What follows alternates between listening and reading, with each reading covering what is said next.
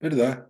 Es para controlar el azúcar que se produce por el alimento, ¿verdad? Que se da antes de cada comida y que requiere el otro 50%.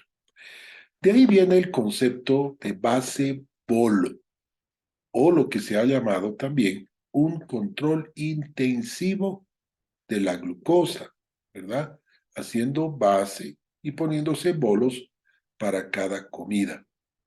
Esto se puede usar con bombas, se puede usar con jeringas, se puede usar con pens, se puede usar de diferentes maneras, pero el principio es de tener una base y un bolo, ¿verdad?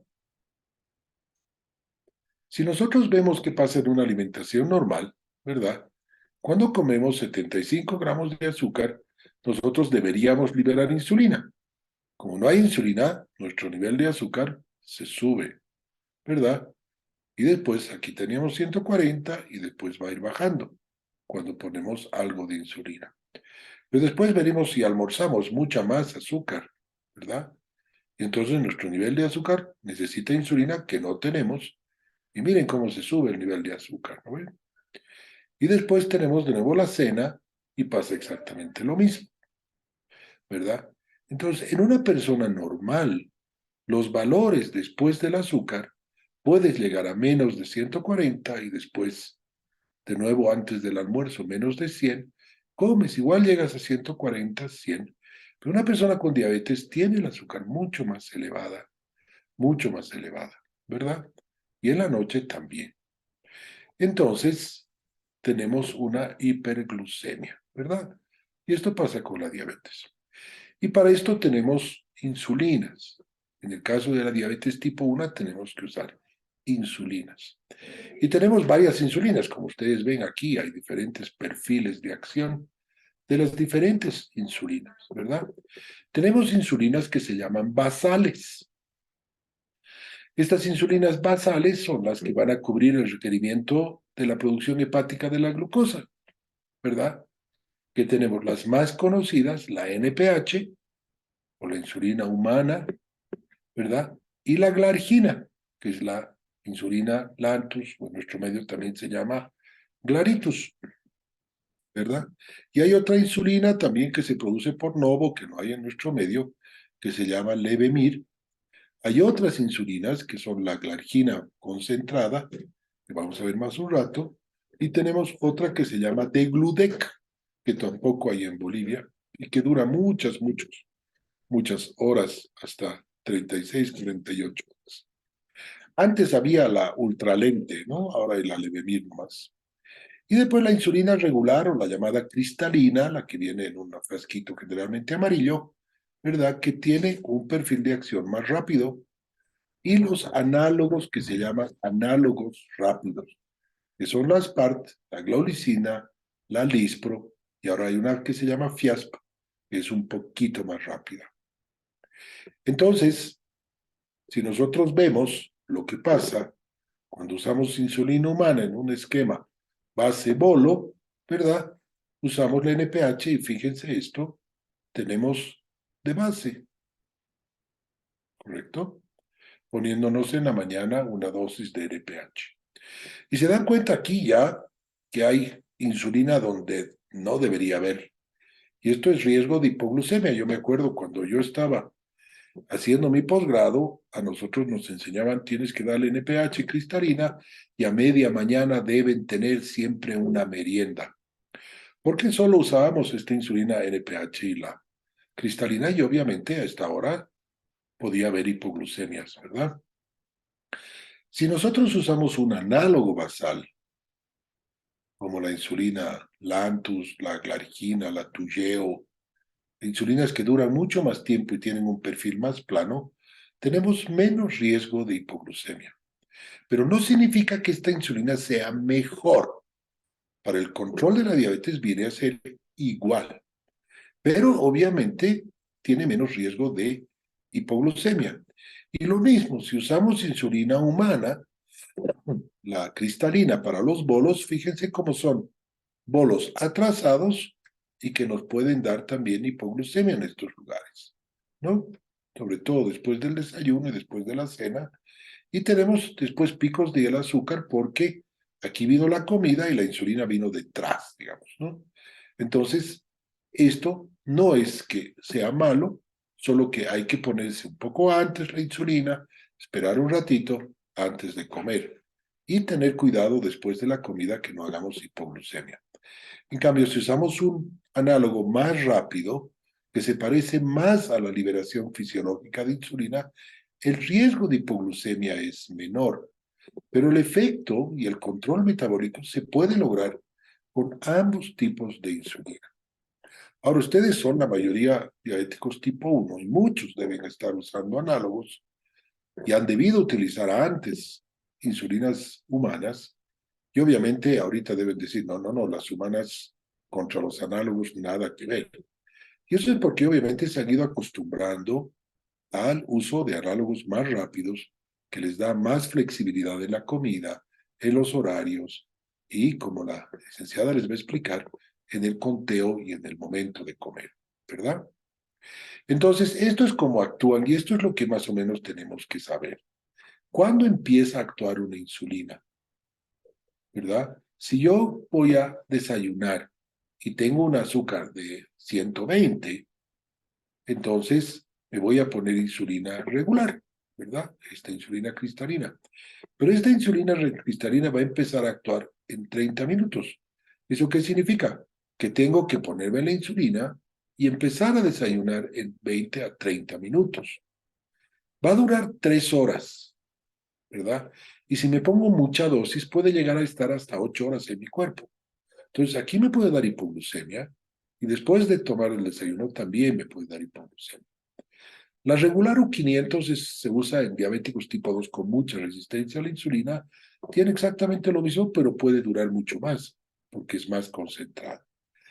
La insulina aspártica, ¿verdad? La lispro y la glulicina empiezan a actuar a los 10 a 15 minutos. ¿Eso qué quiere decir? Que yo puedo decir, voy a desayunar, me pongo la insulina y mientras he preparado mi desayuno, han pasado 10 minutos y ya puedo desayunar. Entonces me da mayor libertad para la comida que la insulina de acción, digamos, regular, la insulina humana. Tiene un pico a los 40 a 50 minutos, mucho más rápido. ¿Se dan cuenta? O sea, me va a cubrir mucho mejor ese desayuno que yo he comido, digamos, de un hidrato de carbono X, ¿verdad? Que me va a durar 1 hora, 1 hora y media, y con esto se va a cubrir perfectamente bien.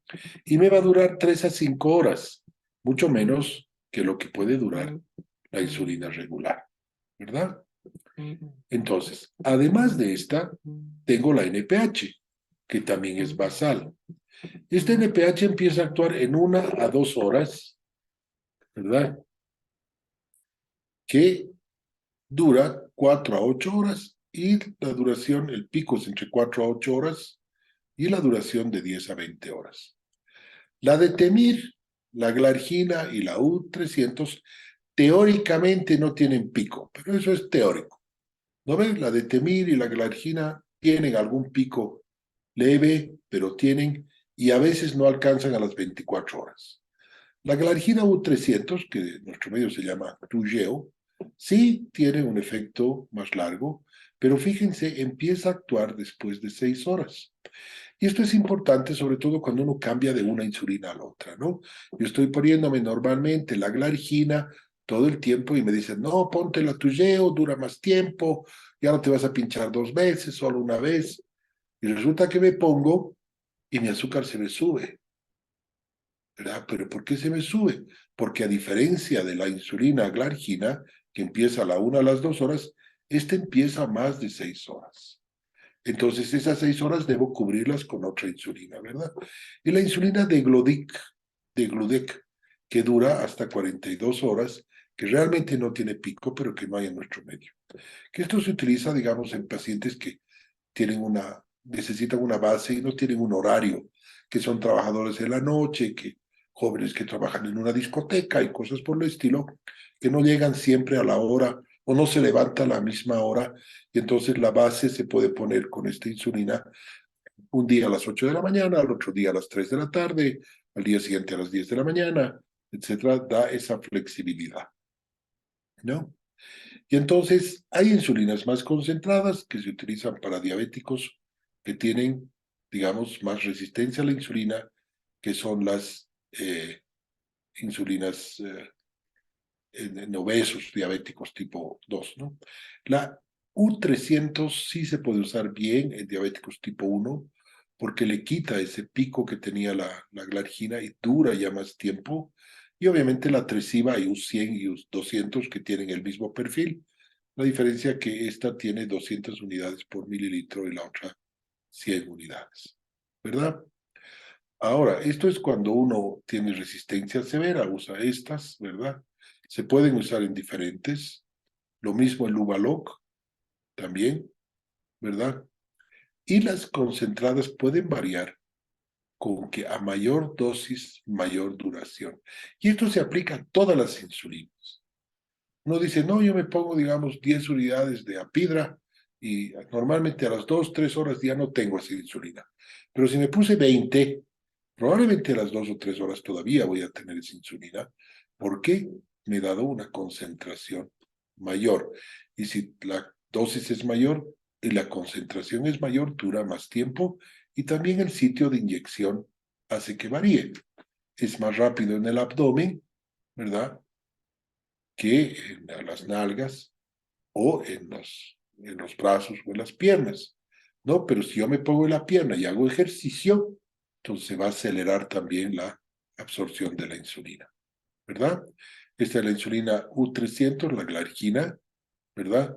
Que tiene una vida más larga, es más plana, tiene menos variabilidad de día a día, que es otra cosa importante. Si una persona usa insulina NPH, por ejemplo, tiene que considerar ciertas cosas. La primera, tiene que mezclar bien la insulina, ¿verdad? Tiene que pasarla así con la mano unas 20 a 25 veces, todas las veces que se ponga, porque si no, la homogeneidad de la insulina va a ser diferente. Y obviamente, cada día va a actuar de forma diferente. Esa variabilidad significa que si yo me pongo el lunes la insulina y va a tener una curva A, el martes puede tener una curva B. Y si me pongo la misma cantidad de insulina, hago exactamente lo mismo, mi nivel de azúcar no va a ser igual que el día anterior.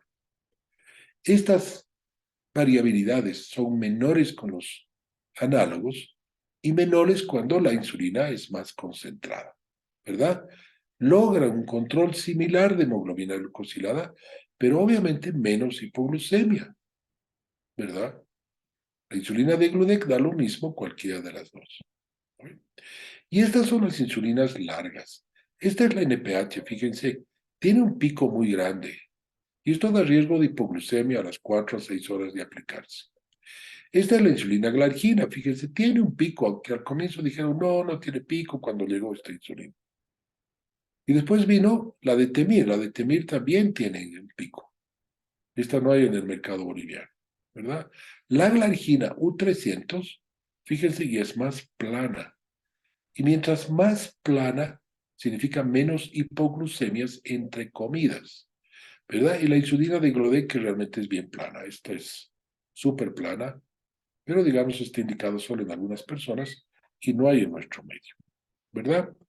¿Dónde nos vamos a inyectar? Bueno, los lugares donde se inyectan generalmente es en el abdomen, se va rotando como relojito en la parte superior de los muslos, donde hay grasita en las nalgas y en los brazos, ¿verdad? ¿Y cómo nos vamos a poner? Esta es intramuscular, ¿verdad? Esta es subcutánea de 45 grados, intradérmica, endovenosa, las diferentes formas. Nosotros vamos a usar subcutánea, pero no vamos a poner así, porque la agujita es corta, ¿verdad? Si uno es muy delgado y tiene una aguja muy larga, entonces tiene que hacer así, agarrarse y pellizcarse un poquito, pero poquito, ¿ya? Por eso ahora las agujas tienen 4 milímetros o 3 milímetros y todas pasan la piel y entran al tejido subcutáneo. No interesa si uno es gordo, flaco, moreno, rubio, albino, japonés, asiático, árabe, hebreo, lo que fuera, el grosor de la piel en todos los seres humanos es el mismo. sea, la aguja de 4 milímetros es suficiente y debería ser la única que hay para ponerse insulina. Lamentablemente, acá en Bolivia solo tenemos la de 1 centímetro que puede llegar al músculo. Entonces, si nosotros doblamos así, vamos a estar bien, pero si pellizcamos muy fuerte, también jalamos el músculo, ¿verdad? Entonces hay que pellizcar suavito cuando uno es muy delgado para poner la aguja de 1 centímetro. En cambio, las otras agujas no necesitan que hagamos esto, ¿verdad? Y finalmente, el tamaño de la aguja importa, ¿verdad? Porque hay más riesgo de poner la insulina en el tejido muscular que se absorbe mucho más rápido que cuando entra al tejido celular subcutáneo y todo el perfil de la insulina varía dependiendo de cómo uno se ha puesto, ¿verdad? ¿Cómo vamos a administrar con jeringa? Verificar el tipo de la insulina, la fecha de nacimiento o la de vencimiento. Retiramos la tapa cuando es nuevita, introducimos la aguja a través de la goma, le damos la vuelta, cargamos la cantidad de insulina y después nos inyectamos rectito y retiramos contando hasta número 5, ¿verdad? 5 y de ahí retiramos la aguja. No hay necesidad de frotar, no hay necesidad de poner un montón de alcohol, nada, porque la infección con esta aguja generalmente casi nunca o nunca ocurre. Se va a absorber más rápido, ¿verdad? En los brazos, más lento en las nalgas, más lento en los muslos y más rápido en el abdomen. Y esto es importante por cuando uno va a comer, ¿no ve? Y después hay que rotar, ¿no? Entre los brazos el uno y el otro, entre las nalgas el uno y el otro, en el abdomen también el uno y el otro. Si uno no rota, puede tener complicaciones. Y en el muslo, hacer como un 3 en rayo un poco más grande e irse poniendo en diferentes lugares. ¿No ve? Y esto es importante. Fíjense, esta es una aguja nuevita. Y esta es una aguja que se está usando por segunda vez. Fíjense esto. O sea, una aguja en una segunda vez ya lastima más y duele más. Por eso se sugiere usar la aguja una sola vez. Muchas veces no se puede, ¿no? Porque es caro y todos tenemos que comprar cada vez una aguja más. Y si nos pinchamos 6 veces al día, digamos, estamos hablando de 6 bolivianos por lo menos cada día. Entonces a veces hay personas que usan una insulina para la base y otra aguja jeringa para la rápida durante unos 3, 4 días y recién la cambian. Pero por esto es que cuando la aguja ya la sientes que te está molestando, debes cambiarla porque ya se dobló, ¿verdad? Y esto es lo que puede pasar cuando uno se pincha, entonces se daña el tejido celular subcutáneo y se vuelve una lipodistrofia, ¿no? Entonces habría que cambiar aquí, por ejemplo, o aquí abajo, y a no volverse a poner aquí. Esto generalmente no se recupera, ¿verdad? Otros que cuando se ponen aquí hacen una especie de bolita, es una lipodistrofia, lo mismo aquí, digamos, como ustedes ven, en el muslo, que se van poniendo mucho y que esto les afecta. ¿Ok? Entonces, con eso quería darles yo una introducción sobre qué son las insulinas, cómo actúan, cuántas horas actúan, cómo más o menos uno debe ponerse la insulina. Cada uno de ustedes se pone la insulina, generalmente en un esquema base bolo, diferentes tipos de insulina. Y ahora invito a la licenciada Gamboa que nos va a explicar más o menos los hidratos de carbono de los alimentos y la insulina para esos hidratos de carbono.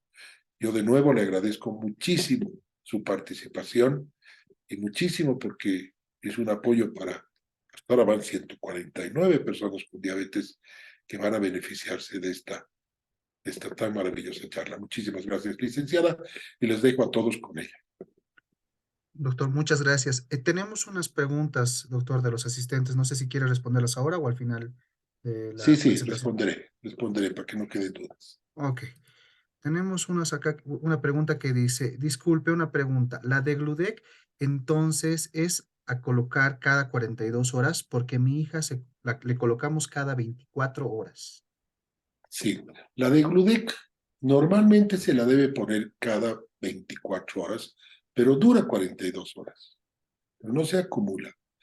La de Gludec tiene la ventaja de que uno se puede poner, digamos, el día lunes, antes del colegio a las 8 de la mañana le pones, Resulta que el día martes tiene que ir al colegio más temprano y no le pones a las 8 de la mañana y vuelve del colegio a mediodía y le puedes poner a mediodía la misma dosis sin que eso afecte su base, ¿verdad? Normalmente se pone cada día, pero no necesariamente a la misma hora. Esa es la ventaja, digamos, de la aplicación de la Degludec. Y la otra ventaja, como les he mostrado, es que es plana, es completamente plana, entonces el riesgo de que haya hipoglucemia entre comidas es menor, ¿no? Pero sí hay que ponerse cada día, no es que hay que ponerse cada 3 días, ¿no? Cada día. Muy bien, muchas gracias, doctor. Otra pregunta indica, doctor, la insulina lechosa que me dan en el seguro tiene a veces burbujas y no me baja el azúcar. Claro, eso es importante. Las burbujas se producen porque uno sacude la aguja o la jeringa o el vial. Normalmente el vial no hay que sacudirlo así, hay que ponerlo entre las manos y darlo vueltas, ¿verdad? Como si estuvieran dando vueltas una punta bola, así. Nunca sacudirla. Si la sacuden así, siempre va a ser burbujas y se va a fregar. O sea, es una proteína que va a perder sus propiedades. Entonces se va a romper porque tiene una estructura, digamos, espacial tridimensional que se rompe. Entonces, al sacudir, la estamos desnaturalizando y obviamente no va a bajar el azúcar. Y lo que tiene que hacer con esa insulina lechosa, que es la NPH, es ponerla entre las manos, ¿sí? Y hacerle 20 a 24 veces antes de ponerse. Solamente rotarla así, las 20, 24 veces, cada que se va a poner. Y entonces normalmente le va a bajar. Ahora, si usted se está poniendo esa que está con burbujas y haciendo lo que le estoy explicando, no le baja, pues tiene que botar y comprar otro frasco porque ese ya lo fregó. Muchas gracias, doctor. Tenemos otra pregunta. Dice, ¿se puede poner la insulina en la noche, la combinada, la 70-30? Depende, si uno tiene diabetes tipo 2, si es adulto con diabetes, hay un esquema que se utiliza la insulina 70-30 en la mañana y en la noche. Los diabéticos tipo 1, que son jóvenes diabéticos que usan insulina desde niños o desde jóvenes, es muy poco recomendable usar esa insulina, de hecho, ¿verdad? Porque obviamente la dosis es fija.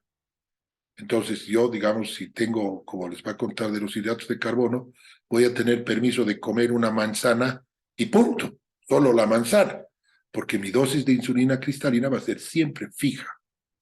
En cambio, el diabético tipo 2 todavía fabrica algo de su propia insulina. No es completamente sin insulina como el diabético tipo 1.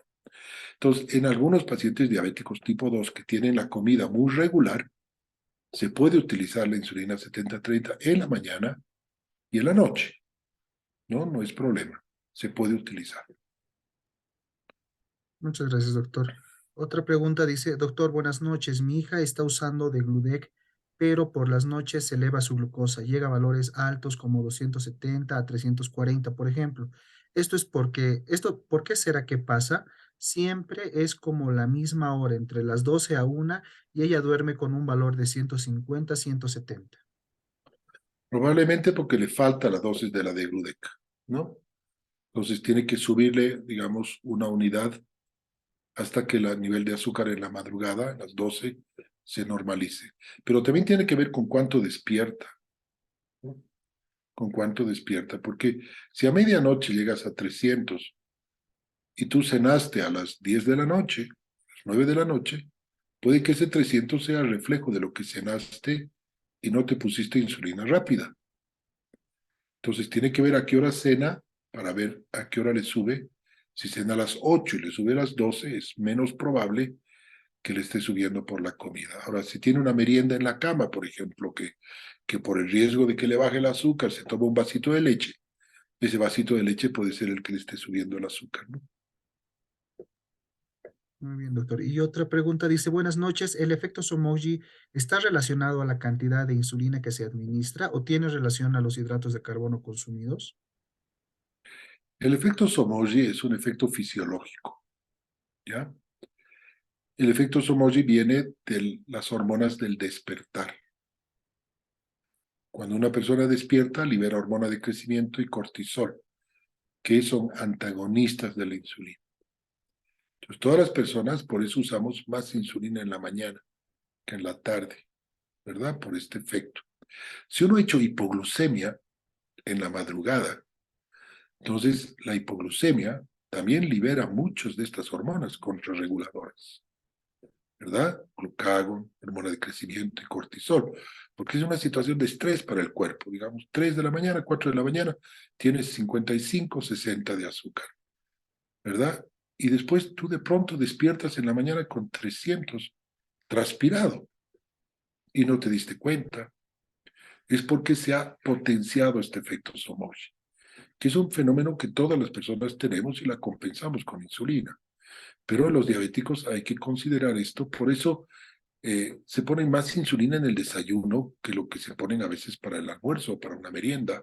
Eso ya la licenciada Gamboa les va a explicar cuánto se tienen que poner de insulina de acuerdo a lo que van a comer. Pero la insulina basal, por ejemplo, en NPH, se pone uno más en la mañana que en la noche. Y no solo por lo que va a comer en el día, sino es para que se compense este efecto Somogy, que es una cosa fisiológica, ¿verdad? Que se potencia, o sea, digamos, se amplifica cuando uno hace hipoglucemia en la madrugada, ¿no?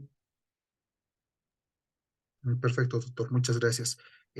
Siguen entrando las preguntas. Yo creo que tal vez podemos colocar también el número de celular, doctor, si está de acuerdo, para que también los pacientes Sí, pueden puedan hacer poner la... para que me manden por WhatsApp, pero que no me Claro llamen. que sí. Yo lo anoto en el ¿Ya? chat para que los pacientes lo anoten. Ya. Muchas gracias, doctor. Ok. Eh, Pasamos entonces a presentar a nuestra siguiente expositora. Con mucho agrado, pues pasamos a presentar a la licenciada Claudia Gamboa Oliveros. Ella es nutricionista dietista, tiene formación en la Universidad Javeriana de Colombia, educadora en diabetes certificada, coaching nutricional. Actualmente trabaja en el Instituto de Diabetes y Endocrinología de Colombia. Doctora, licenciada, perdón, voy a dejar que de presentar para que usted pueda compartir su presentación. Bienvenida.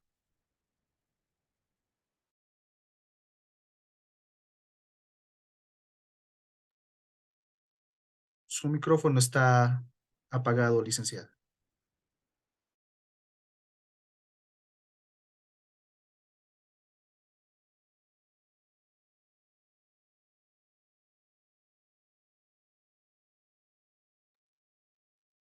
Disculpe, licenciada, todavía no le escuchamos. ¿Podría encender su micrófono, por favor?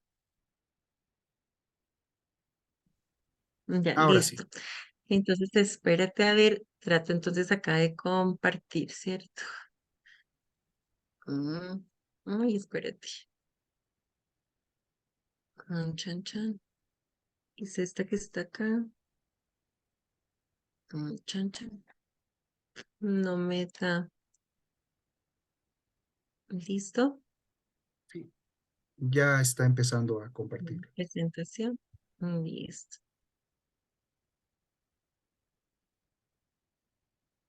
Ujú. Bueno, creo que acá ya está, ¿cierto? Sí, ya se puede ver la presentación, Sí. licenciada. Puede continuar. No. Uy, a ver. No, espérate, yo ah, busco apoyo por acá.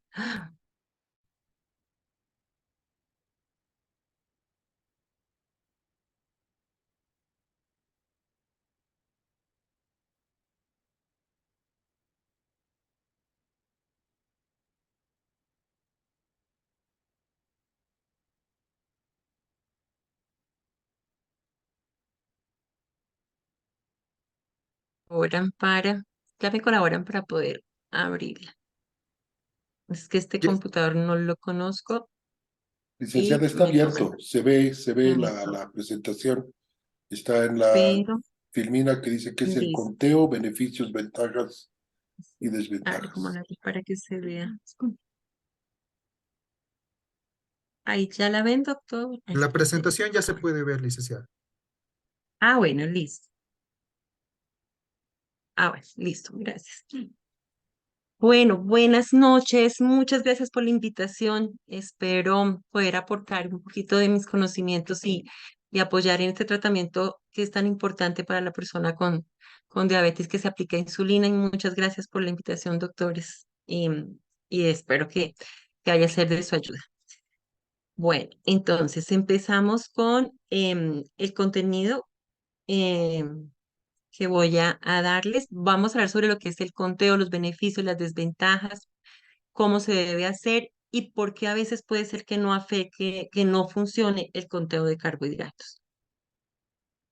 Algo que me preguntan en la consulta es que si cuentan calorías o que si cuentan carbohidratos.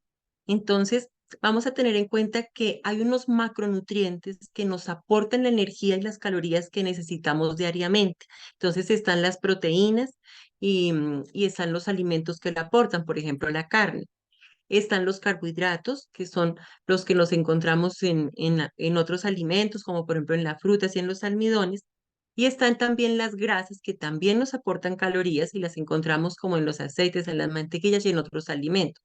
Luego, estos macronutrientes son los que nos aportan calorías, pero el alimento, el nutriente, perdón, que nos aporta la glucosa para el organismo es el que se llama carbohidrato. Entonces, el que vemos que cuando consumimos el carbohidrato se convierte en glucosa y el cuerpo también lo va a ayudar para esta parte de energía, ¿no? Bueno, tenemos entonces la insulina, que ya el doctor la explicó, la que está la basal y las rápidas, que ya esto no la voy a tocar, y obviamente se maneja con la aplicación que, como ya el doctor lo dijo. Entonces ya empezamos entonces para el conteo de carbohidratos. Entonces, ¿qué es el conteo de carbohidratos? Es una herramienta educativa que va a permitir determinar la cantidad de carbohidratos que se consumen y la dosis de insulina que se debería aplicar. O sea que es una herramienta muy importante para este tratamiento. Vamos a tener en cuenta las metas. Las metas que actualmente se manejan están de las glucometrías antes de las comidas principales, antes del desayuno, el almuerzo, la cena, estaríamos buscando entre 90 y 130. 2 horas después de las comidas principales estaría entre 120 y 180. A la hora de acostarse entre 140 y 180 y procurar, como el doctor decía, alrededor de las 2 3 de la mañana, están en glicemias alrededor de 100 140 porque a veces a esa hora se pueden presentar hipoglicemias. Si esto lo logramos en el día a día, se puede lograr alcanzar metas en hemoglobina glicosilada, que la hemoglobina nos va a indicar el promedio de las glicemias en los últimos 3 meses. Y si esto se logra, se lograrían hemoglobinas alrededor de 7,5%, que son muy buenos promedios. Pero estos valores cambian según cada persona, porque el médico tratante, según las condiciones, según la insulina que esté manejando, puede cambiar estas metas, pero a manera general, estos son unos muy buenos valores para poder tener buena salud. Luego, esta herramienta que les comentaba del conteo, ¿qué ventajas va a tener? Va a tratar de prevenir o hacer que se presenten menos hipoglicemias, menos hiperglicemias, va a permitir que haya un menú variado, tanto cuando salgamos fuera de casa o en las invitaciones que normalmente se tienen. Y lo que buscamos actualmente es que al menos el 70% del tiempo las glicemias estén en estos valores que les comentaba, porque de esta forma, pues vamos a estar con un muy buen manejo de nuestra diabetes. Y también procurar que se presente lo mínimo posible variabilidades. La variabilidad es cuando se presentan hipoglicemias e hiperglicemias, que se puede pasar de 200 a 60. Y si esto pasa muy seguido, es peligroso porque junto con mantener las glicemias altas, en la mayor parte del tiempo vendrían complicaciones a futuro. Entonces, al hacer un buen conteo y saber manejar muy bien esta herramienta educativa, se lograría casi todo el tiempo tener buenas glicemias y menos episodios de esta variabilidad. Luego, por lo tanto, llegar a hemoglobinas en metas de glicosilada, o sea, promedios a nivel de meses en muy buenos valores. ¿Cuál es la desventaja?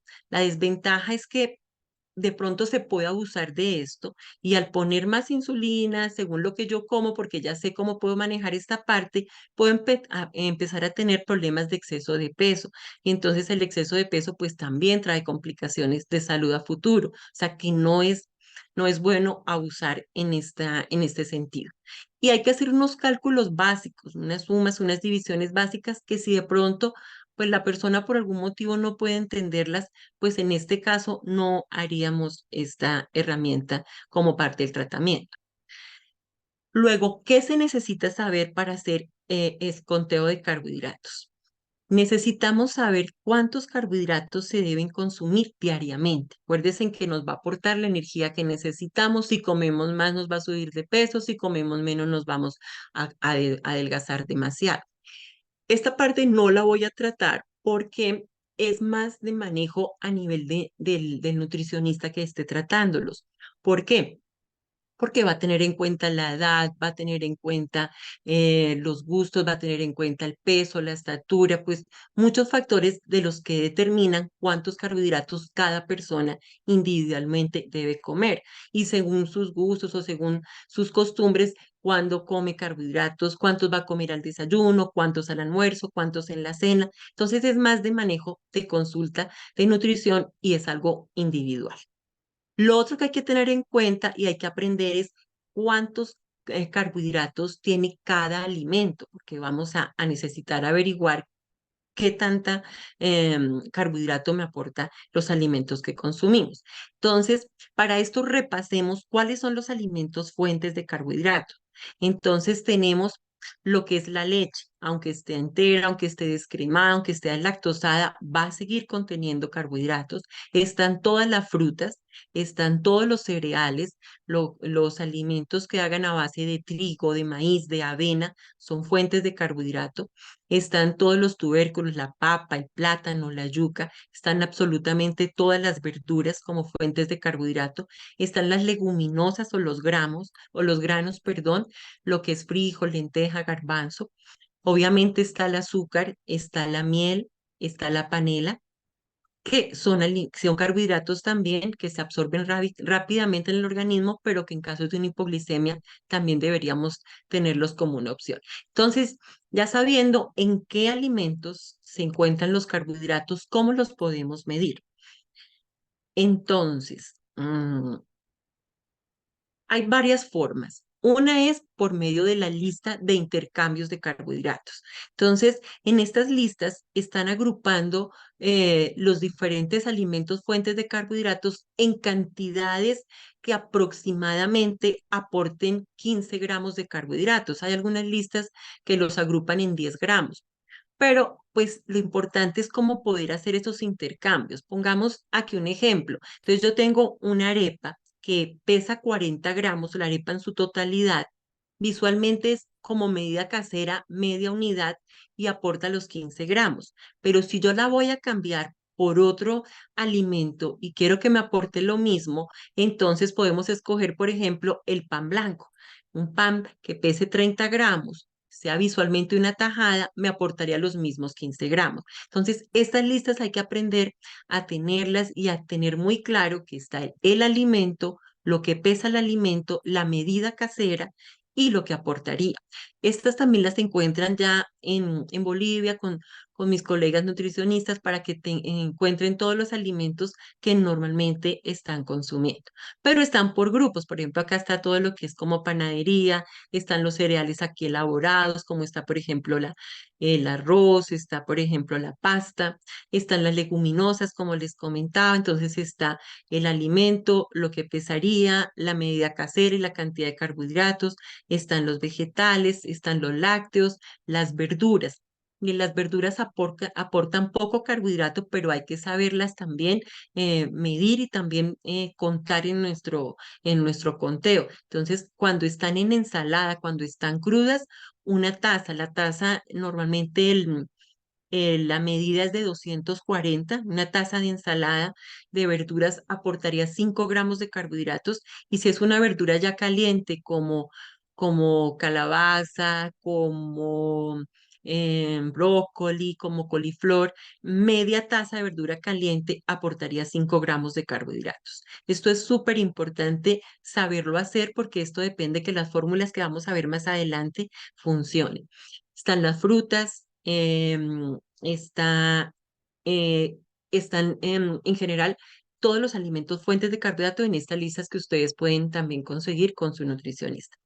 Esa es una forma que pienso que es como agradable e importante hacer para tener claro que estamos haciendo bien los carbohidratos. Entonces, pueden hacer unas tarjeticas donde esté el alimento y la cantidad de carbohidratos que aportan y hacer jueguitos o hacer especie de comidas donde lo pueden hacer en talleres para poder tener como esa claridad cuánto aportan los alimentos y cuando ya estén en la casa lo puedan hacer con sus alimentos ya reales. Pero entonces es algo como bonito, divertido que ustedes lo pueden hacer y tener en cuenta. Miren, acá tenemos obviamente lo que es la carne, el pescado, el huevo, que no aportan carbohidratos, contaríamos como cero el aporte de carbohidratos.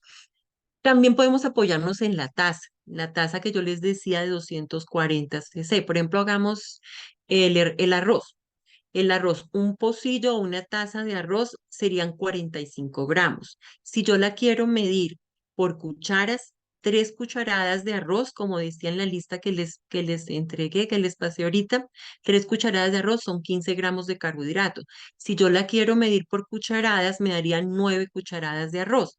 Entonces yo puedo apoyarme en la lista para saber que una taza me aporta 45 gramos, que 9 cucharadas de arroz me aporta 45 gramos y voy buscando cuál alimento me queda más fácil medirlo según lo que yo tenga.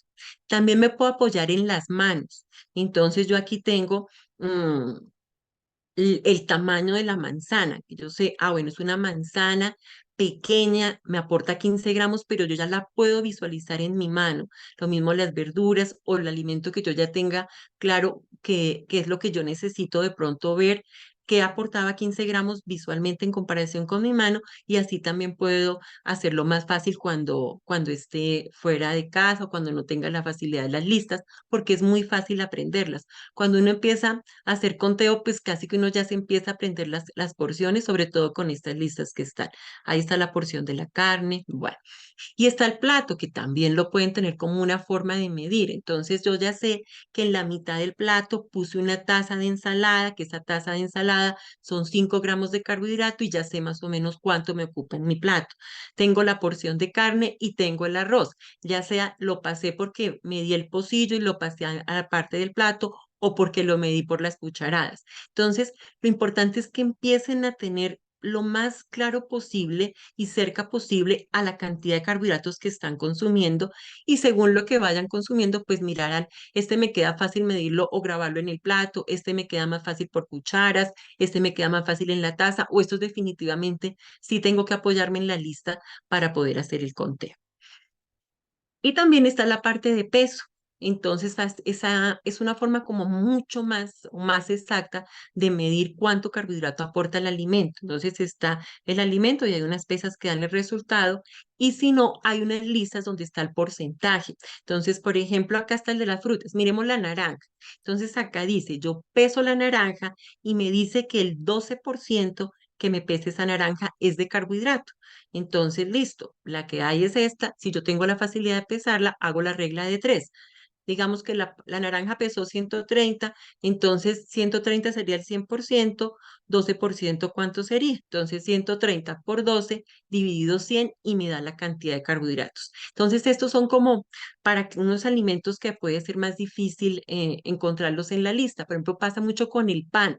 En las panaderías uno va y consigue el pan y pues obviamente uno dice, ¿cuánto le pongo? Mire, cuando es pan blanco, aproximadamente la mitad de lo que pese va a ser de carbohidrato. Tener la precaución que no venga relleno de queso o algo así. Entonces, hay muchas formas para poder averiguar cuánto estamos consumiendo, pero es importante hacer muchos talleres y tener claro si lo estoy haciendo bien. Obviamente están en las etiquetas, que es un apoyo grandísimo. Entonces, en la etiqueta, ¿qué vamos a mirar? Vamos a mirar siempre el tamaño de la porción. Algunas etiquetas están en 100 gramos y también están en la porción que van a sugerir que uno pueda consumir. Por ejemplo, en esta etiqueta es como una barrita de cereal y ahí le dice el sobrecito solamente vendría una barrita, ya dice una barra. Esos 59 gramos es lo que pesa toda la barra, pero es como para que tengan en cuenta que esa es la porción que se van a comer. ¿Qué es lo segundo que vamos a mirar? El total de carbohidratos que aporta esa barra. Y ese total de carbohidratos quiero saber cuánta fibra tiene, de ese total cuánto hay de azúcar, de ese total cuánto hay de polioles. Entonces, en este caso, tenemos los 12 gramos que nos aporta la barrita y de esos 12 gramos, ¿cuánta fibra tiene? Dice que tiene 4 gramos. Entonces, listo. Si tuviera más de 5 gramos, entre 5 o más de 5 gramos de fibra, tendríamos que restarla. ¿Por qué? Porque la fibra es un carbohidrato que el organismo no asimila, no absorbe, sino que elimina. Entonces, está entre los 12 gramos en este ejemplo, pero no va a entrar. Entonces tendríamos que restar. Pasa lo mismo con los polioles. Los polioles son unos carbohidratos que se utilizan para dar esa como contextura de caramelo y lo encontramos en esas barritas de cereal. Y una parte de este poliol entra, otro no, la mitad no entra. Entonces, la mitad de este poliol lo restamos del total de carbohidratos. En este caso, que son 4, le restaríamos a 12, 2 gramos. El azúcar.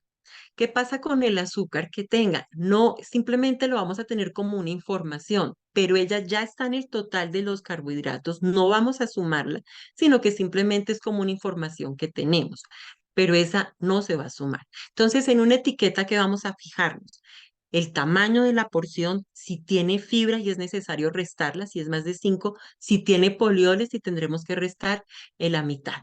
¿Listo? Entonces, y ayuda mucho también para que quede un mejor conteo cuando puedan hacerlo. ¿Cuáles son los polioles que yo les decía? Los encuentran en los ingredientes con el nombre de sorbitol, xilitol, mannitol, con estos nombres hidrolizados de almidón. Es lo que ustedes dicen, ah, sí, esos son los polioles que utilizaron para hacer los caramelos dietéticos o estas barritas de cereal. Bueno, es muy importante hacer un buen registro de carbohidratos. ¿Por qué? Porque de eso depende que yo pueda ajustar la dosis de insulina. De un buen registro que se haga ayuda a averiguar si están haciendo bien el conteo, si lo que están contando es completo, es real, si falta, si algo está mal hecho. Y obviamente me ayuda para mirar en la parte de nutrición si estoy cubriendo las calorías y los nutrientes necesarios. Entonces es muy importante y es donde en mi consulta, en mi experiencia en consulta, fallan mucho. Siguen colocando el alimento y no colocan si fue, cuál alimento fue o cuál fue la porción. Entonces, por ejemplo, ponen la fruta 15 gramos y uno, pero ¿qué fruta fue? Ah, no, pues fue la papaya, pero usted me dio el pocillo. No, yo puse la fruta y puse 15 gramos. Entonces, no sirve, un conteo así no sirve. Tengo que tomarme el trabajo, coger el pocillo, el de 240, medir la papaya, mirar papaya, pocillo, 15 gramos. Ah, bueno, entonces yo ya sé que quedó bien apuntado esta información. Si va a tomar bebidas, si va a consumir, todo lo que vaya a consumir, lo tiene que apuntar. A veces o apuntan lo que les sirvieron y no comen todo, o repiten y no ponen que repitieron. Y por eso las fórmulas no funcionan. En mi experiencia, esto es lo más importante y lo más serio y lo más responsable que tienen que hacer para que todo funcione, lo que vamos a ver más adelante. Entonces, hagamos un ejemplo. Está esta niña que está tomándose su vasito de leche. Imaginemos que esa taza, ese vaso es de 240, está su sándwich y está su manzana. Entonces, una tajada de pan aporta 15 gramos de carbohidrato. Va a consumir 2 tajadas, serían 30 gramos. Tenemos el vaso de leche. Un vaso de leche, 240, son 12 gramos de carbohidrato. Y tenemos la manzana pequeña aporta 15 gramos. Tenemos el queso que valdría 0 porque es proteína y no lo vamos a contar. Entonces, ¿cuánto carbohidrato está consumiendo? Unos 57 gramos de carbohidrato. Juntamos todo, se lo comió todo, quedó bien hecho este conteo. Hagamos otro ejemplo. Tenemos acá un almuerzo. Tenemos la verdura, la proteína, la harina y pasta, ¿cierto? Entonces, ¿qué hacemos? Yo tengo el pocillo de arroz, sí, lo medí el pocillo o medí las 9 cucharadas y las puse en mi plato. Tengo la porción de pechuga, listo, esa es mi pechuga. Tengo una cucharada de aderezo y tengo un cuarto de palta o 100 gramos de palta. ¿Cuánto sería lo que está consumiendo en este almuerzo? Bueno, el pocillo serían 45 gramos. La porción de pechuga sería cero, que es proteína. El pocillo de ensalada serían 5 gramos. El aderezo eran 5 gramos. ¿Por qué 5 gramos? Porque en la etiqueta decía que una cucharada de aderezo aportaba 5 gramos de carbohidratos y le agregué una cucharada, no dos ni tres, sino una cucharada. Perfecto. Y si consumimos palta, entonces listo. 100 gramos de aguacate aportan 5 gramos de carbohidrato. Perfecto. Entonces yo ya sé que son 60 gramos de carbohidrato que consumió en este almuerzo. Si no hubieran tenido en cuenta el aderezo o la palta, pues no nos hubiera quedado bien este conteo. Y de esto depende que nuestras fórmulas salgan a futuro. Esto es lo que tienen que hacer mucho en los talleres y mirar si lo están haciendo bien y confirmar que lo estén haciendo bien. Vamos para refrigerios. Los refrigerios son de mucho cuidado porque si como mucho carbohidrato en un refrigerio, lo que voy a lograr es que antes de la comida siguiente, por ejemplo, si es el refrigerio que está entre el desayuno y el almuerzo y me paso de una porción de recomendada de refrigerio que debe dar entre 10, 15 gramos y si se aplican insulina regular o cristalina, debe estar alrededor de los 20 gramos de carbohidrato. Pero si como más de esta cantidad, voy a llegar con glicemias altas al almuerzo. Y eso no es porque faltó insulina, sino porque fue más carbohidrato del que se debería comer en ese refrigerio. ¿Sí? Entonces, esta parte es importante que la tengan pendiente. Igual, a veces no tengo que comerme el refrigerio y resulta que la glicemia estaba muy alta después del desayuno o después del almuerzo. No es urgente entonces el refrigerio porque tenemos una glicemia que está alta. Entonces, hay refrigerios y las glicemias están bien, pero si están muy altas, no, mejor tomar agua. El agua le ayuda a bajar para que cuando ya llegue la hora del almuerzo, ahí vamos a corregir, que ya miramos cómo corregimos. Este es como una especie de opciones para que puedan armar estos refrigerios. Entonces, aquí tenemos en la primera parte, en la primera columna, alimentos que aportan de 10 a 15 gramos. Tres galletitas de estas que vienen en paqueticos, normalmente cada galleta aporta 15 gramos y si no, miren en la etiqueta, y va a decir cuánto carbohidrato aporta el paquetico de las galletitas que van a consumir.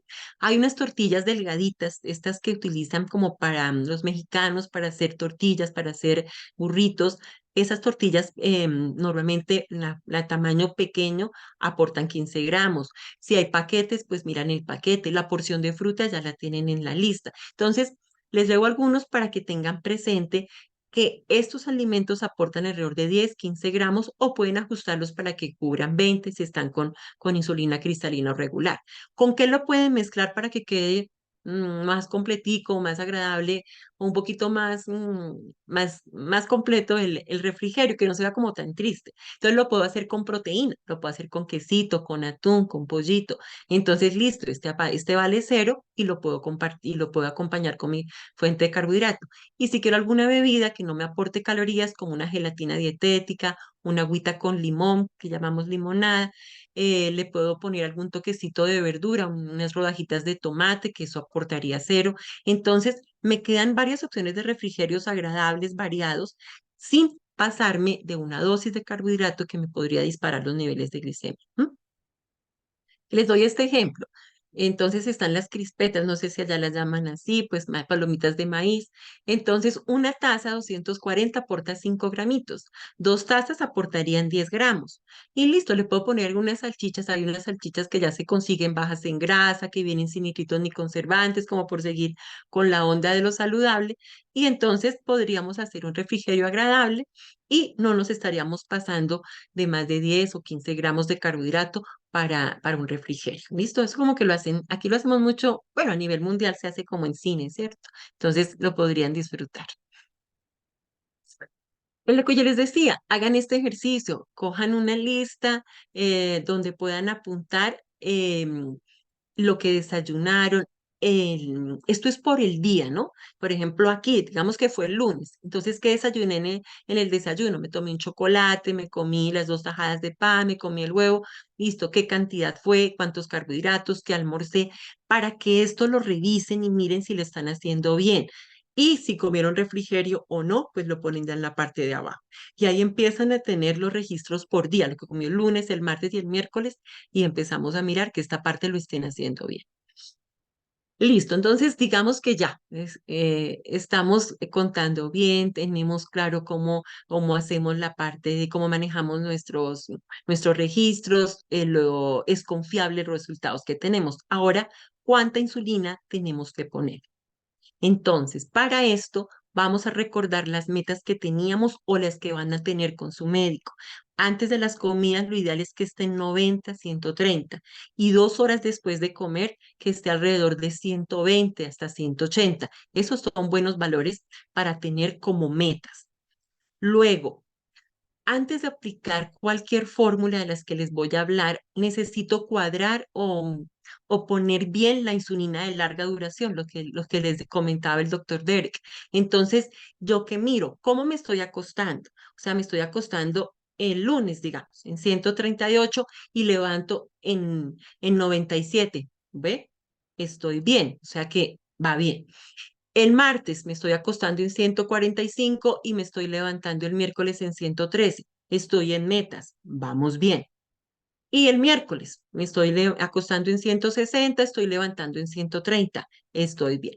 Como yo ya estoy cubriendo, viendo que estoy amaneciendo bien, que mis glicemias están bien, sé que la insulina de larga duración, la que se ponen cada 24 horas o la NPH que se ponen en la noche, está bien. Entonces yo digo, bueno, puedo seguir aplicando las otras fórmulas. Si veo que está muy alto y que no, por el contrario, amanece más alto, entonces aumento 2 unidades y vuelvo y hago una revisión de 3 días hasta que yo ya logre, junto con mi médico, poder amanecer en metas. Es muy importante para aplicar las fórmulas tener las metas. Ahora sí, vamos a averiguar el ratio o la relación insulina-carbohidrato.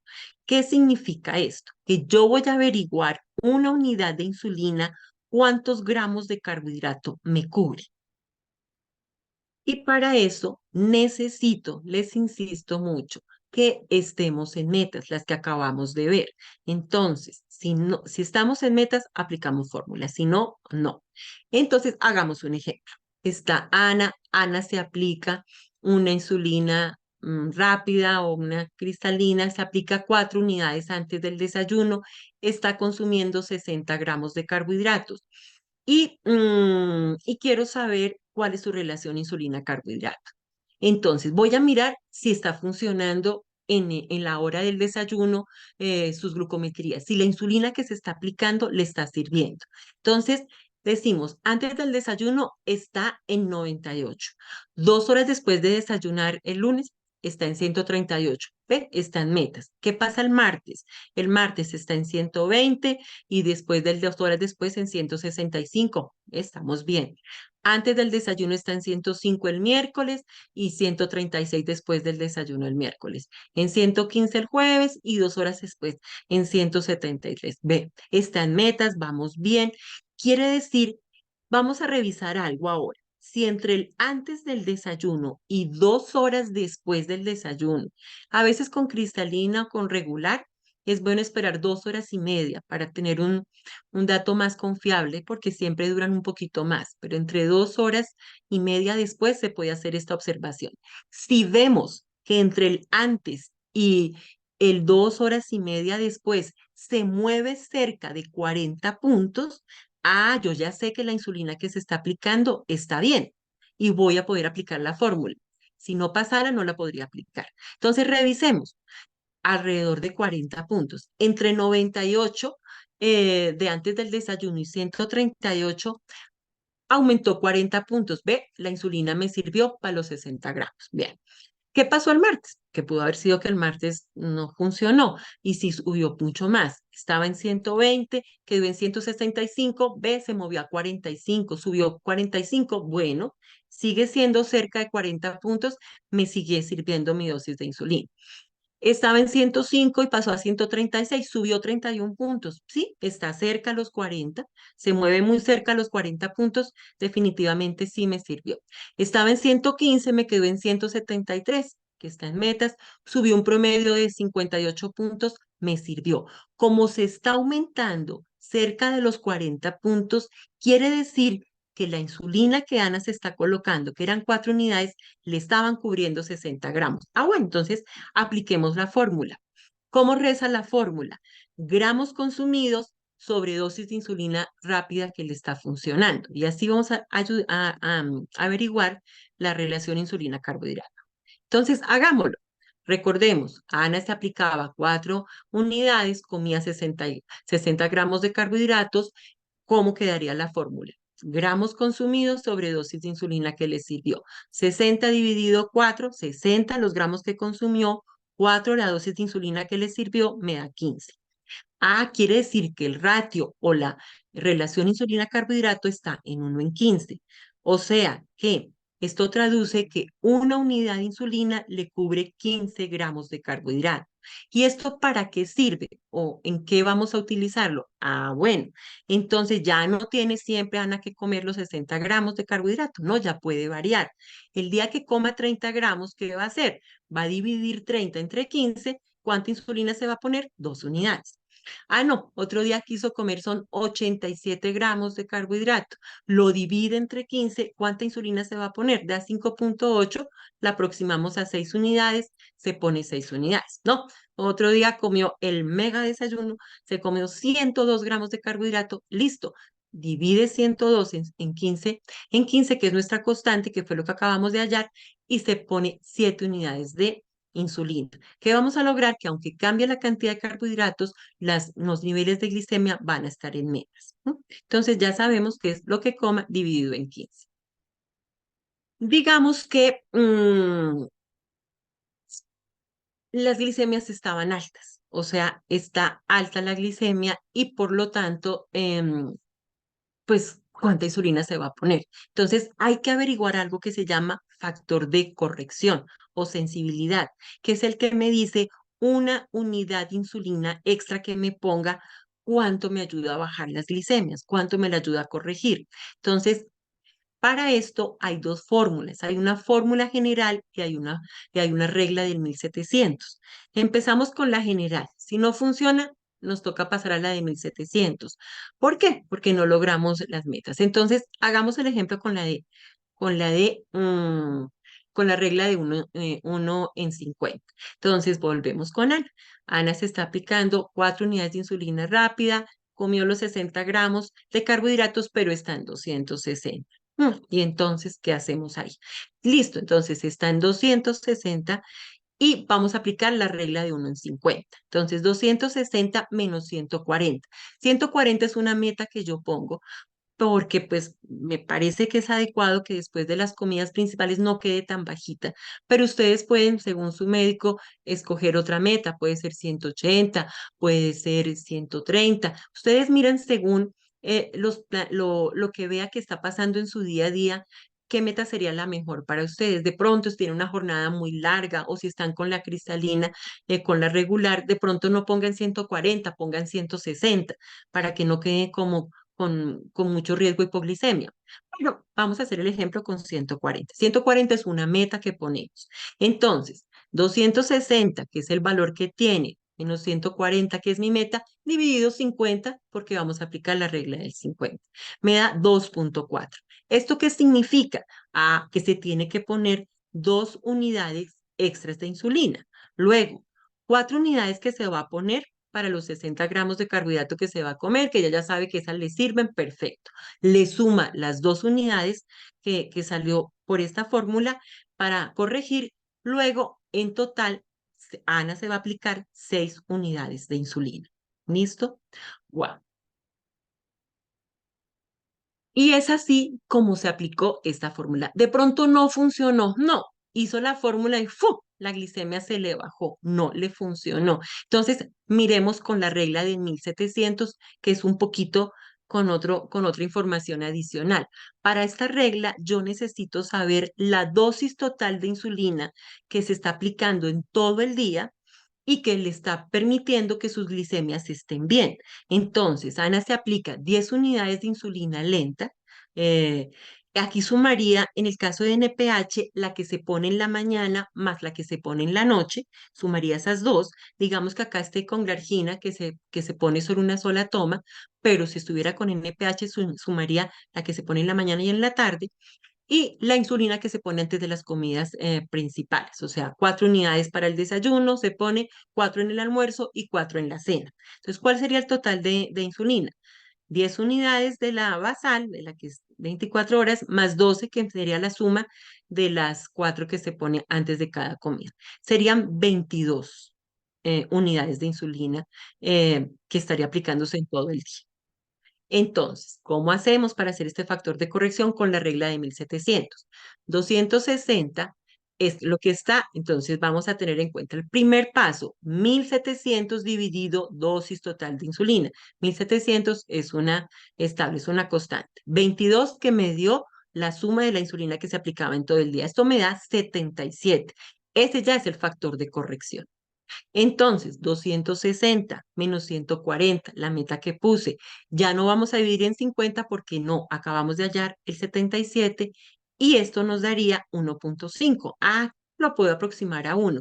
Quiere decir que va a poner una unidad más. Entonces, 4 unidades que se iba a poner para su desayuno más una unidad de corrección nos daría 5 unidades de insulina para poder corregir. Entonces, son las dos fórmulas que van a tener presentes para poder corregir cuando tengan glicemias altas. Esto toca hacerlo en las 3 comidas principales, tanto desayuno, almuerzo y cena, si llegara a pasar. Bueno, y es el factor de corrección como lo señalamos, una unidad baja 170, baja 77 miligramos la dosis de insulina.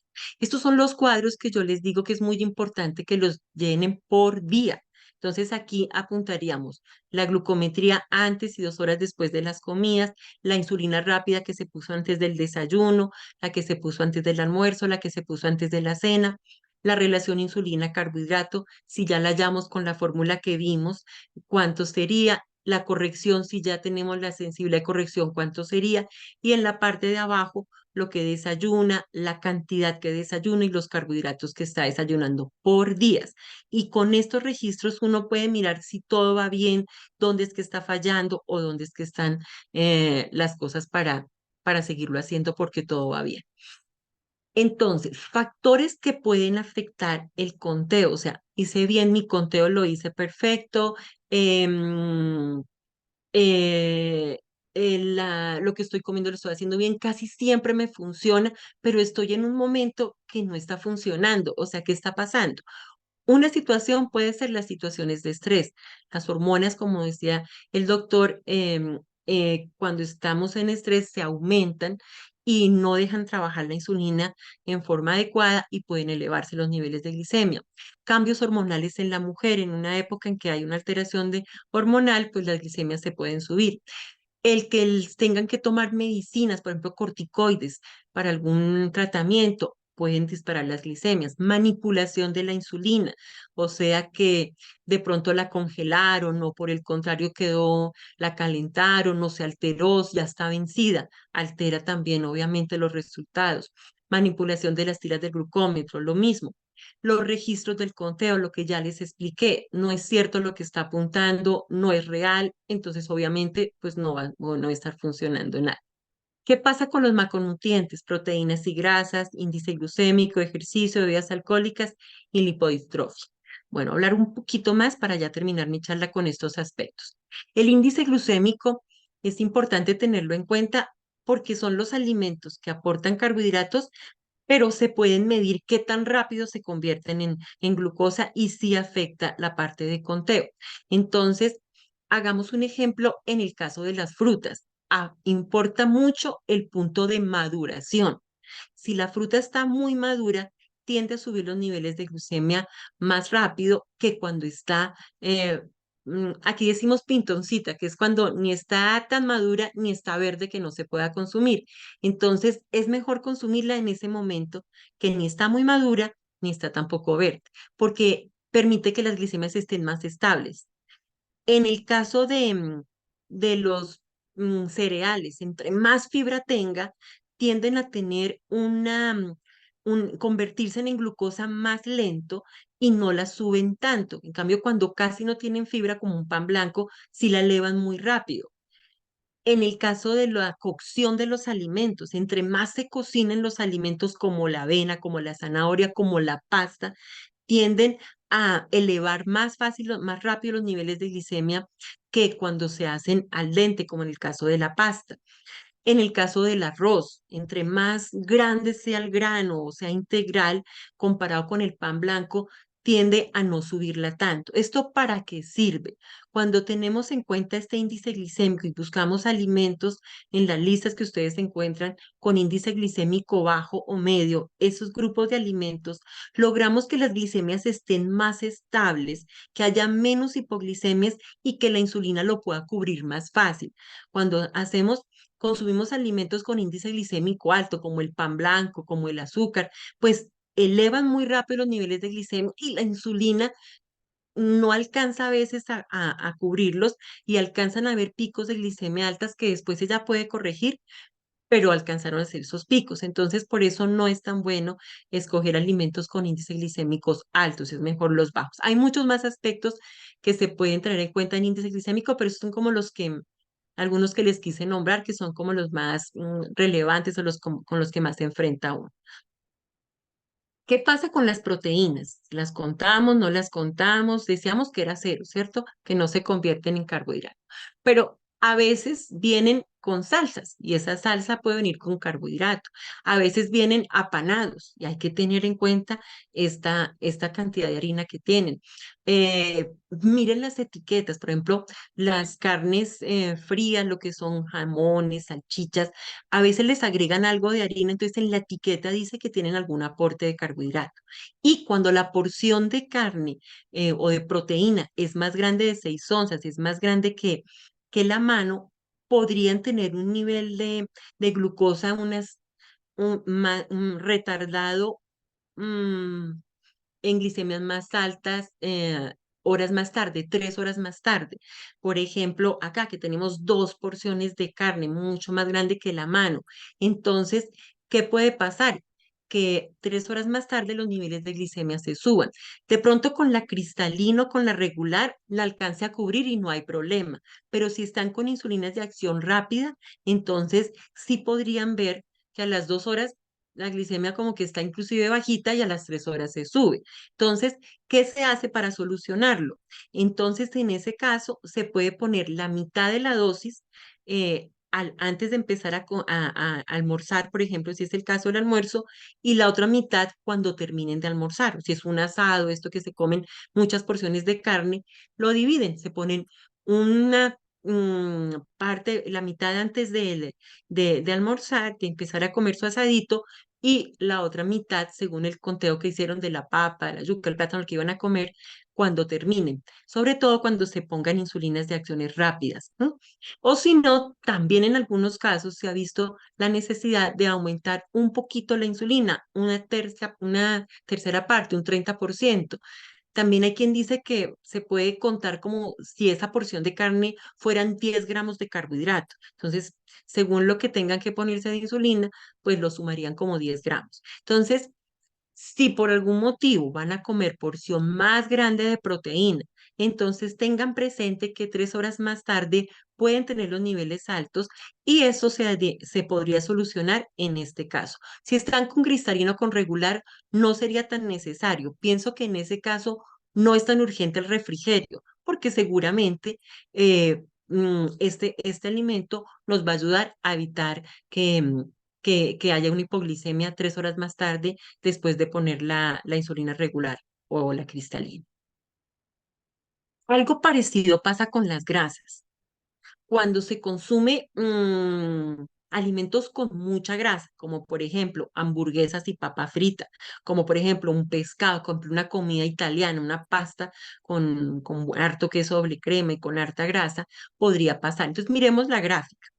Aquí es cuando se come una comida normal, con mi porción normal, todo está justo, no hay problema. Me pongo mi dosis de insulina rápida antes, mi nivel de glicemia estuvo perfecto.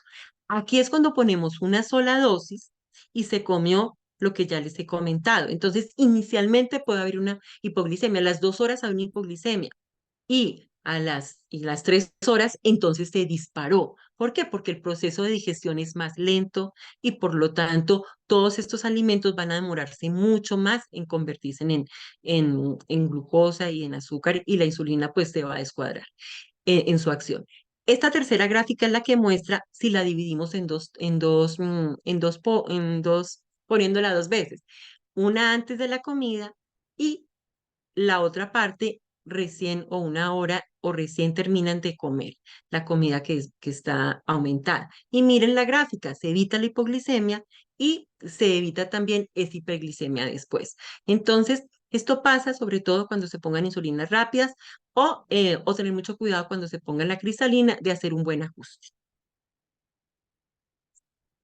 Bueno, esto es lo que ya les estaba diciendo. La mitad se pone al principio y la otra mitad. O según, si ven que es muy pesado, que es con harta carne y harta grasa, pueden escoger un 30% antes de empezar de comer y un 70% después, si ustedes ven que va a ser una comida que va a tener un proceso de digestión mucho más lento.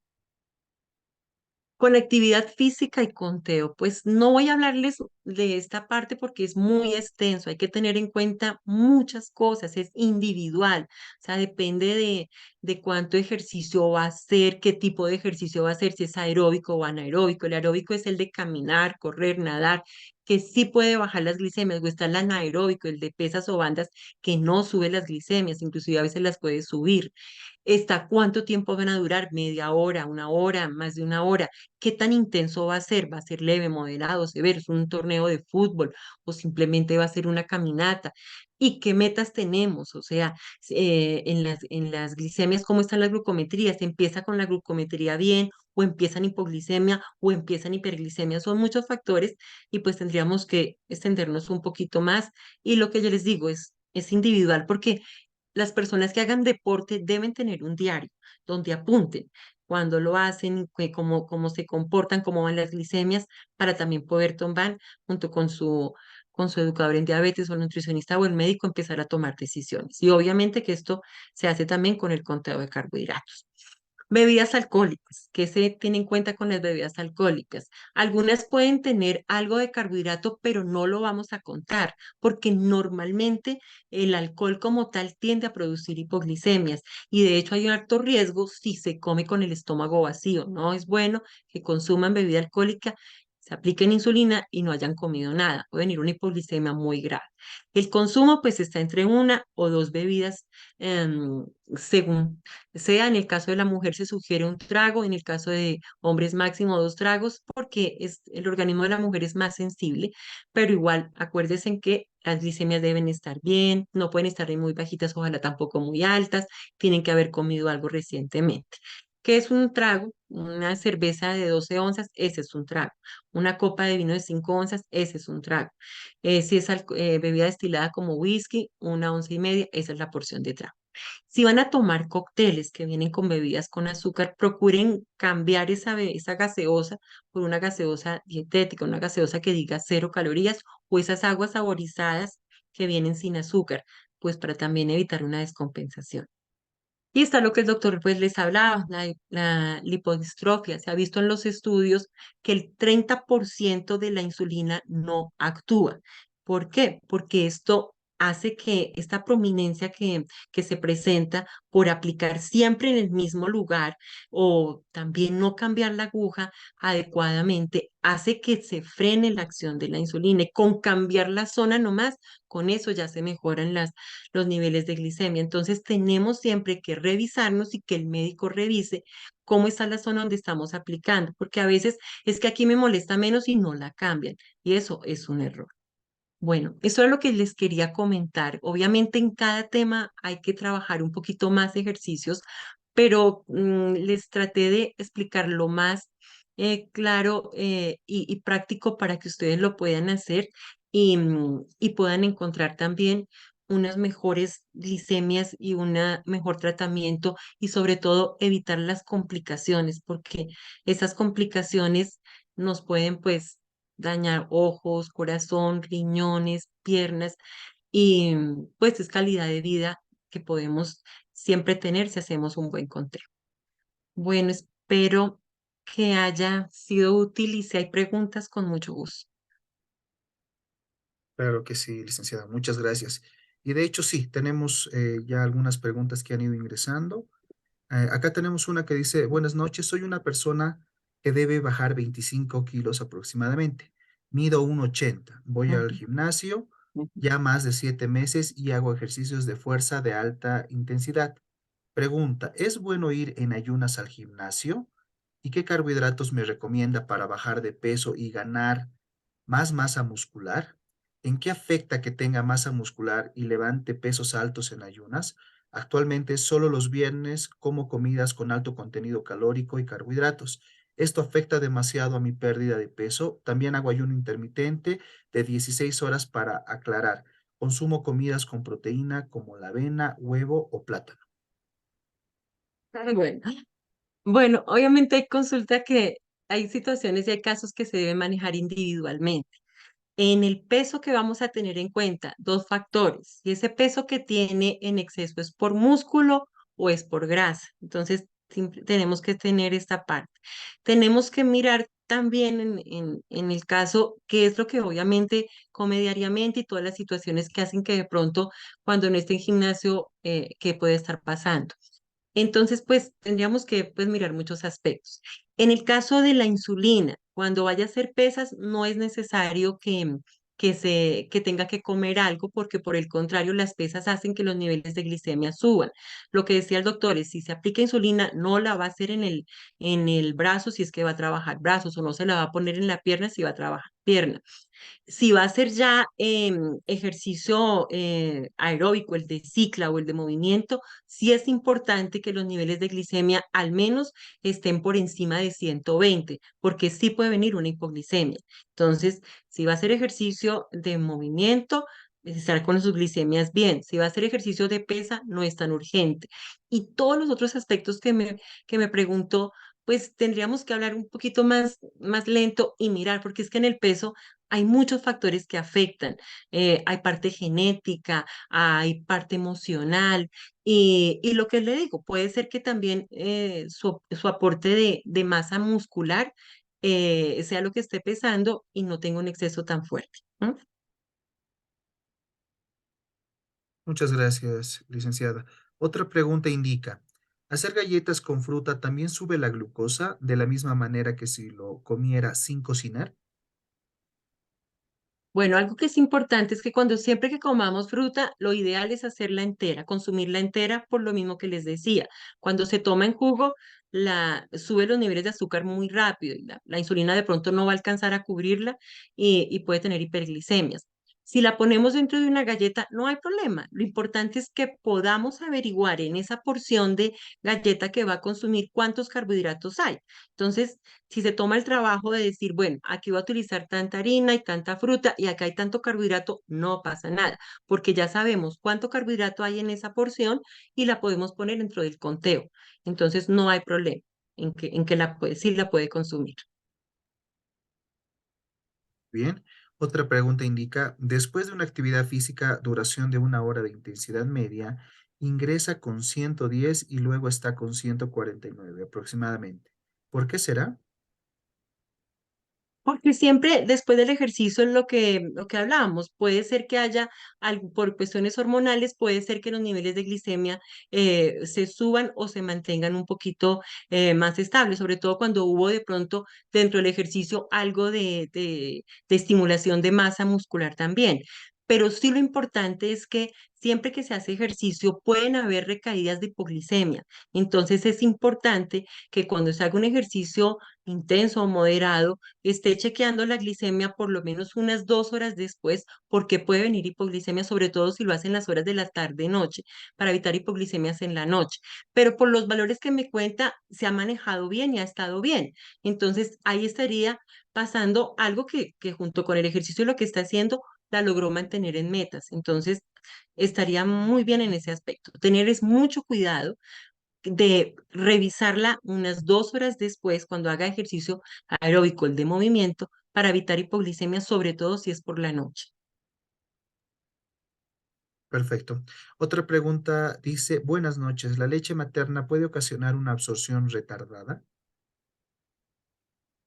No, o sea, es la misma porción de poderla medir, pero no es la misma cantidad de carbohidratos que lo podrían hacer. O sea, de por sí, la leche de por sí, como viene con grasa y con proteína, pues es un alimento que va a tener su movimiento estable. El problema es que esté todo el tiempo tomando, todo el tiempo, no. Ahí nos toca cuidar, son los horarios para poder revisar. Y con el glucómetro cuando termine, mirar cómo está su nivel de glucosa. Pero no, esa la manejaríamos igual que la leche entera, la porción. Muchas gracias, licenciada. Otra pregunta dice, quiero hacer el conteo de carbohidratos, pero no quiero engordar. Es más, quisiera bajar de peso.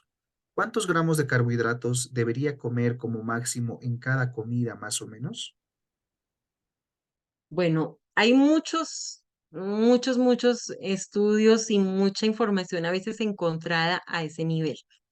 Pero normalmente lo mínimo de carbohidrato que deberíamos consumir está entre 100 y 120, aunque ya hay muchas dietas que están manejando dosis hasta de 40 gramos de carbohidratos al día.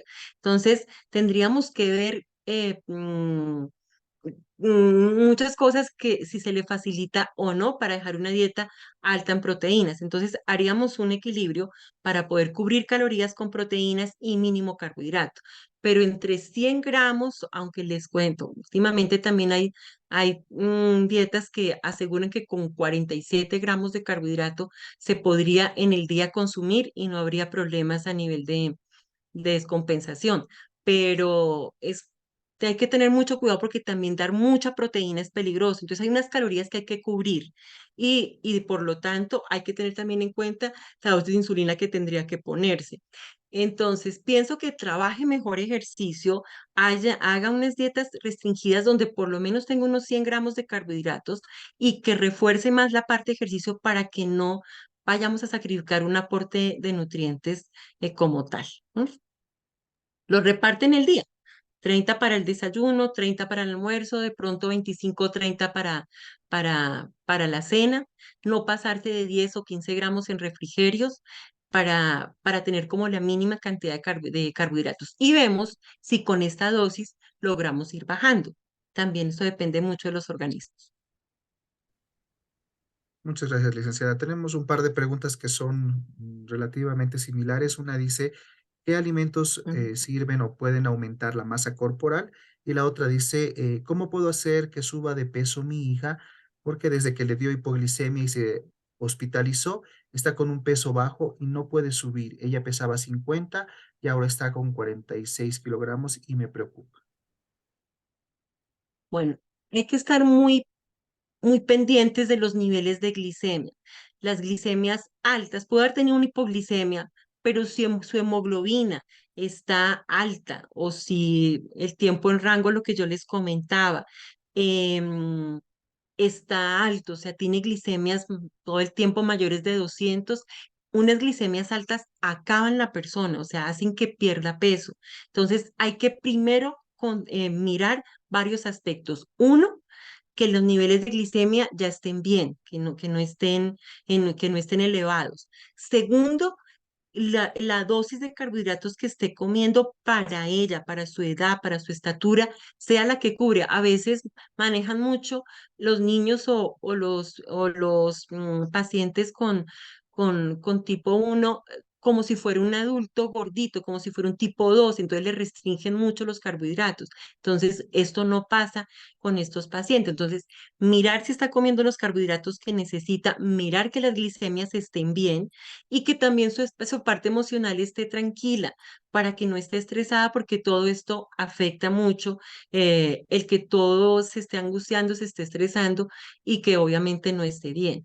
Pero tendríamos que mirar esos tres aspectos, glicemia, si la cantidad de carbohidratos que come está bien y hay personas que son delgadas. Entonces, pues si comen súper bien y están delgadas, pues eso es su constitución y tampoco hay que angustiarnos por esa parte. Lo importante es que no sigan bajando peso y que cubran los nutrientes que necesitan.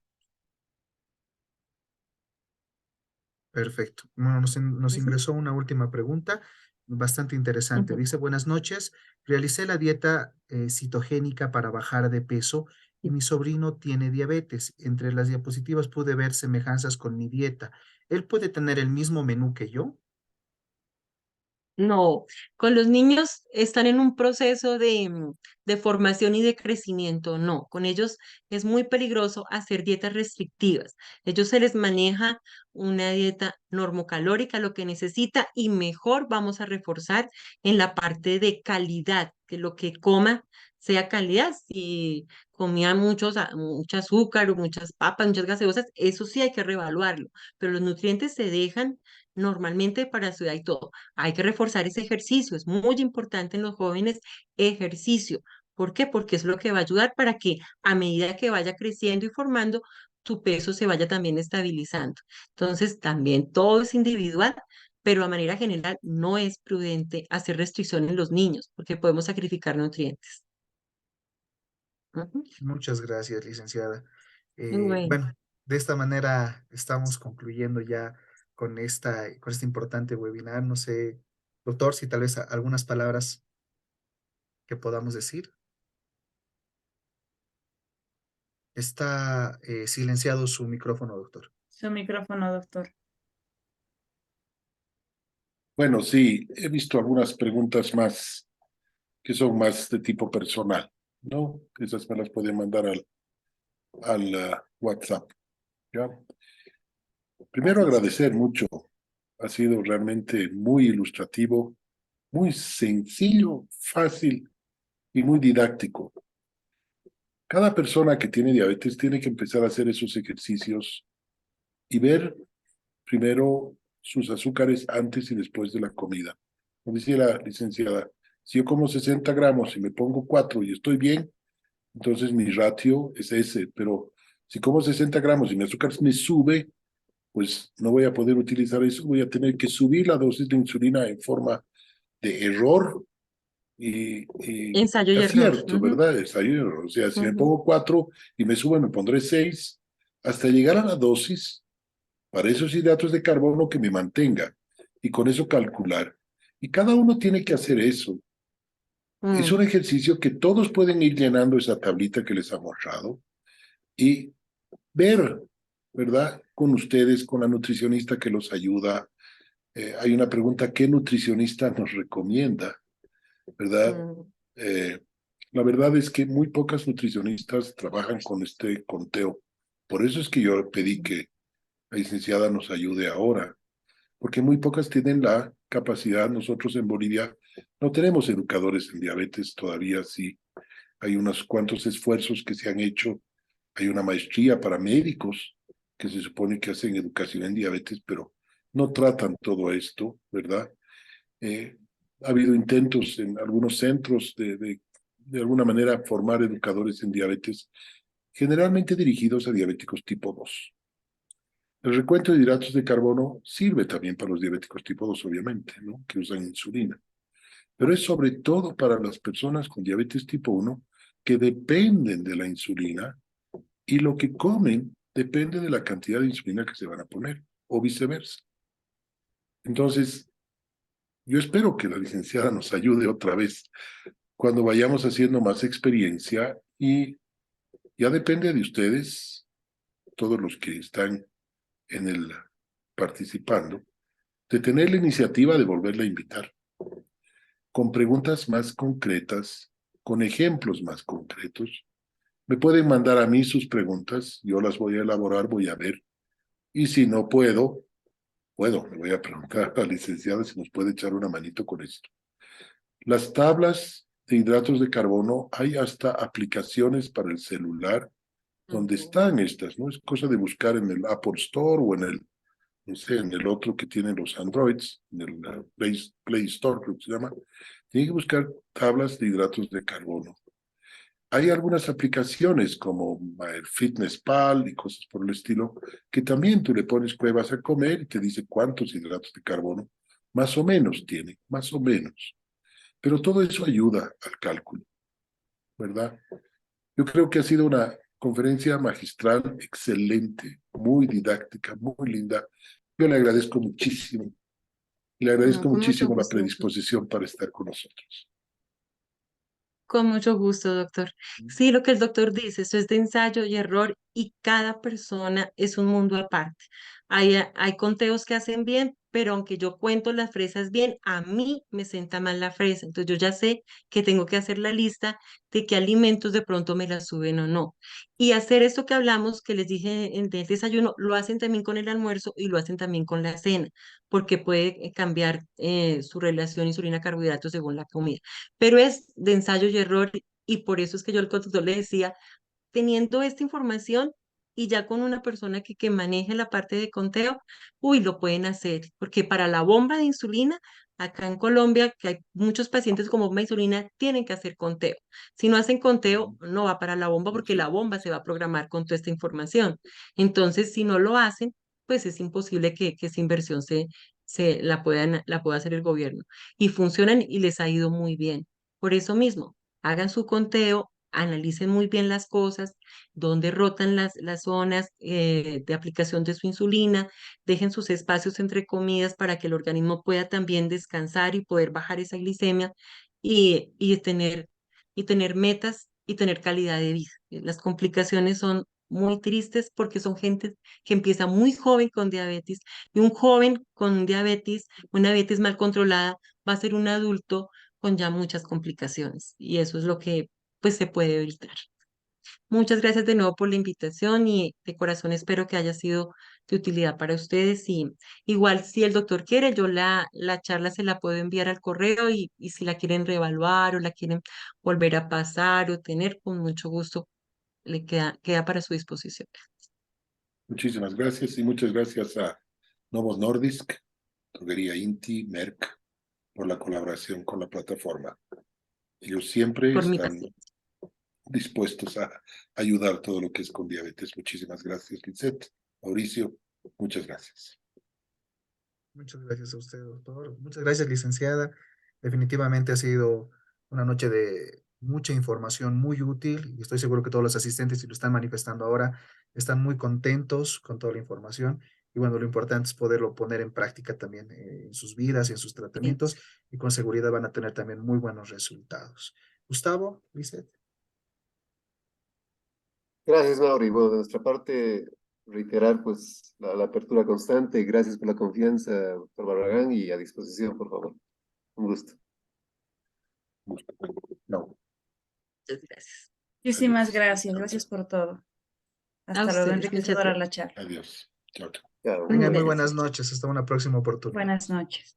Chao, chao. muy gracias.